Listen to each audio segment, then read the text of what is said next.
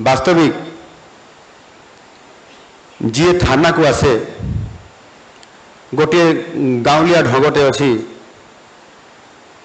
से कहते थाना पाइखाना आउ गोटे कौन कहती एठी कई जीवाई भल पाती ना डाक्तरखाना थाना पाइखाना और डाक्तरखाना को कई जीवाई भल पाती ना जीवा आवश्यकता मन करती ना आ जी जीव कौन पाई जीव तार जरूरी कालीन आवश्यकता थिबा कारण कि न्याय पाइबा सी हुए तो थाना को मध्य जाउछि आउ सेई थाना रे आमे ताकू आज से थानार नामकरण को रूपांतरण करिसेंती आम थाना गत सरकार समय होइतिला तार संज्ञा बाबद मु निरूपण करुथली गत काली आउ से संज्ञा निरूपण करू करू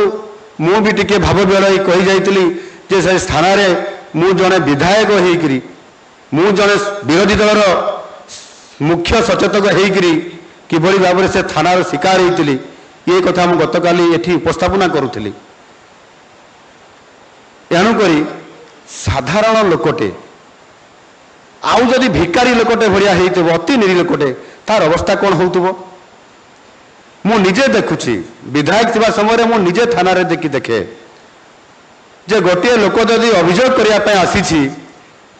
से थाना बाहर बहु समय धरिकी 3 घंटा 5 घंटा 6 घंटा न सकाल संध्या पर्यंत बसी रुहे आईआईसी महाशय किंबा आईओ जो माने अच्छी सेकेंड अफिसर जो माने केबे भी ताकू पचारती नहीं एफआईआर ग्रहण करने तो दूरर कथा मु निजे एफआईआर देवाई जाकरी मु निजे भी फेल होती मते भी आईआईसी मना कर दी एफआईआर